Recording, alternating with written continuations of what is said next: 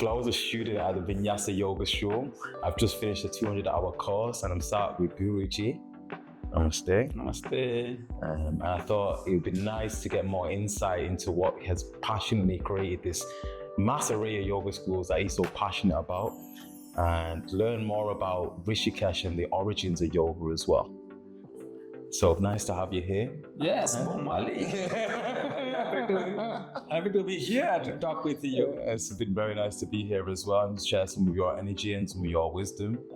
It's been a beautiful experience, especially the puja today, so thank you.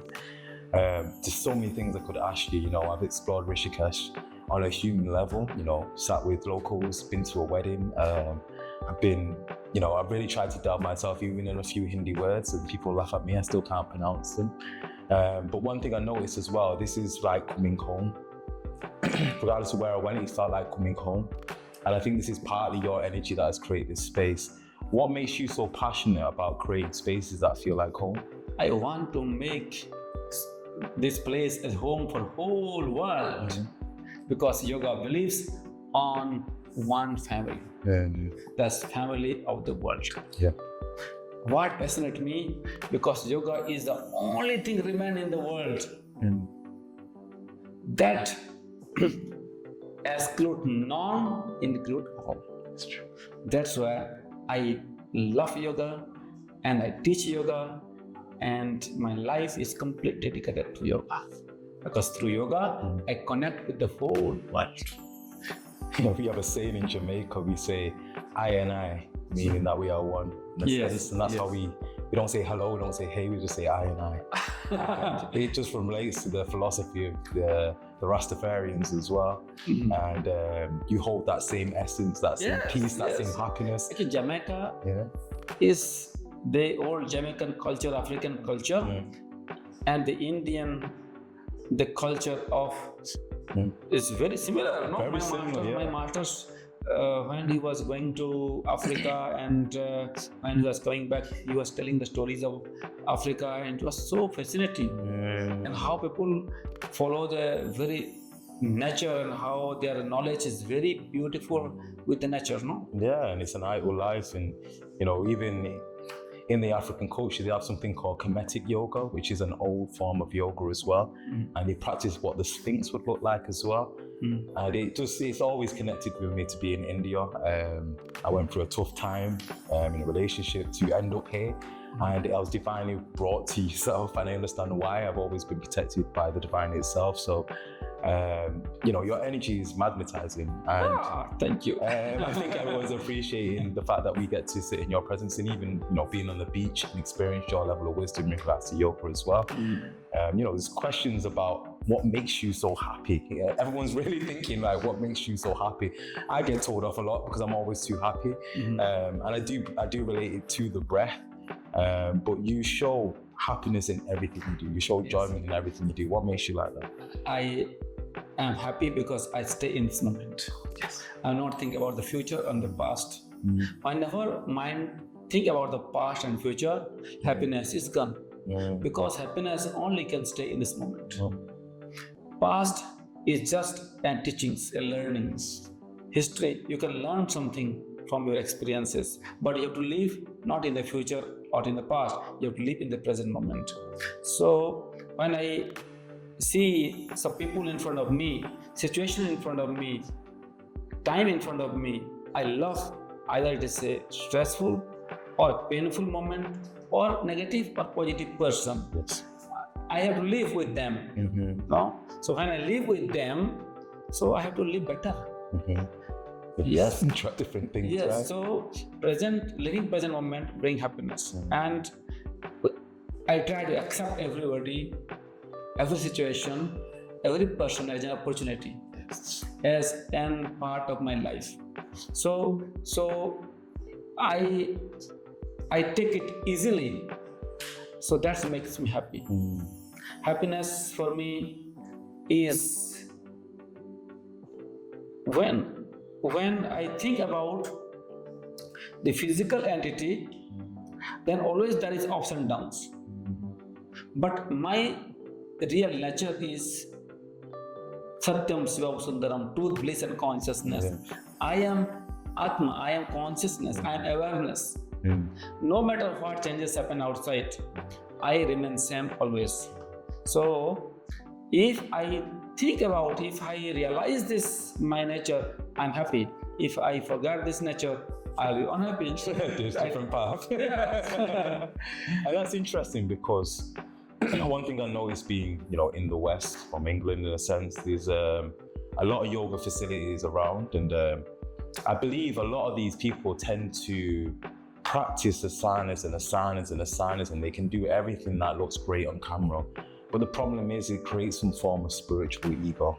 It creates this form of, I am better than you because I spend time doing this.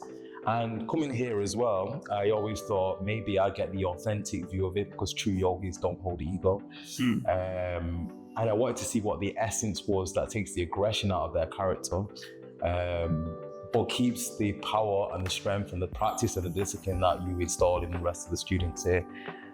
Do you think that it has been lost, the philosophy, the anatomy understanding, the spirituality behind it, the tradition behind it? You think that has been lost in yoga?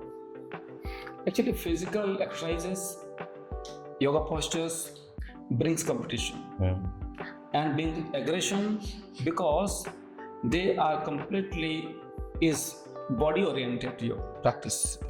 Whenever you are doing something very physical, there is a competition, comparison, understand, and complaining. So if you are practicing for flexibility, and if you do not obtain flexibility and your friends obtain flexibility, you will have this kind of feelings, oh, maybe I'm not practicing well. So, but purpose of yoga is not to have the aggression or this kind of emotional things, but it is a kind of acceptance and kindness on our own self and for others. So, yoga is a control or the modification of the mind. Yes. So whenever this kind of feeling is coming, all kind of aggression behaviors or competitive behavior, yes, we have to understand that is not yoga. Yoga brings you calmness, wideness, peacefulness, compassion, love, and forgiveness. Exactly. So nowadays everywhere there is physical yoga. And when you see today, all the people are telling that we are thinking that we are going to get this, but they get more than that. Yes. Now they are very happy because they receive the more spiritual side of it. Yes. What is spirituality? Spirituality is not religious. Spirituality is living with your spirit, being with your spirit, with the soul, with your heart. Yoga touch your heart and let you live with your heart. Understand, not with your mind and body. Yes. So that's the differences here and in the Western world, yeah. In the Western world. There's a lot of corporate and capitalistic mindset to it as well. I never found pranayama through how can we say, means that I wanted to. It was things I studied then paid no attention to, like the discipline, like the order, until I was put into a situation where I had no choice. And the breath was the messenger. I read so many religious texts, and it doesn't matter what the prophet is, the messenger, that is the breath, but I always ask as well, what is the message? And as you are a messenger in yourself, living through your own gurus, what's the message you have for the West, or what is the message you have for India specifically? Because exploring India personally, not enough Indians are interested in yoga. Not enough Indians understand the philosophy of yoga, and I've spoken to a lot of them. We try to inspire people in cafes to meditate, and we do, we film, and we try to show the friends. Nowadays, Indians are attracted towards the Western side of lifestyle. Very attracted. And Westerners are now attracted towards the Indian style. Oh, it's in reverse. Yes, because those who have seen that only money side and power side, and they pretend to be very spiritual, but they are not spiritual. I want to tell all the Indians that they must come to the trainings, so to practice yoga, and they understand this. Yes. Without proper training, it is not possible to to have a deeper understanding of yoga. So now see, after the whole program, you have a different kind of feelings. If you have no feelings, if you have not this knowledge, you also say same thing, no? But you understand now that after all the powers, money, name, fame, they are worthless if you are not peaceful. Okay. Yes. So that's why everyone has to understand this. Yes. And Western people, it is said that people have seen all kind of things in their life. Now they want to explore inside.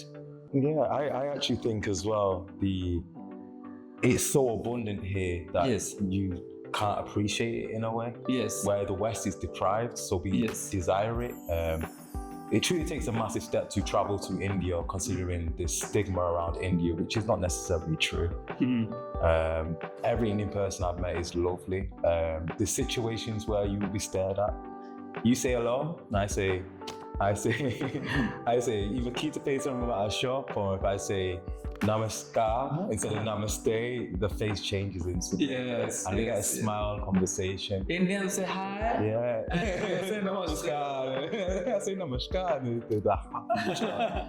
You know, it just to hear a bit of their own Hindi language means that they want to connect as well. Yes. And they are people of connection, and they are very friendly and very. India has been the school of spirituality for thousands of years.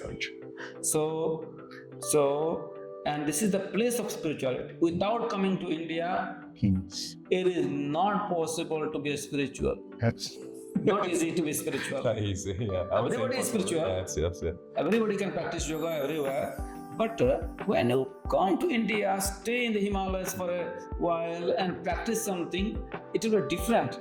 Even Jesus Christ came to India to practice yoga and Hinduism, yes? Yes, I know. And there is a manuscript people found in Tibet about his life. Yes. So, and even Chinese scholars, they came to India. And a lot of examples, people are coming here to practice spirituality. It's like how Egypt was in the past. This is now the spiritual hub for the world. Yes. And people hold Egypt in such reverence.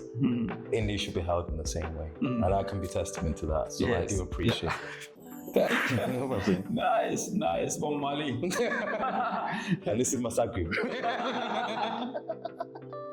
You are really very nice person, and I am very happy to have you. Thank you. Lovely meeting you. You're great energy.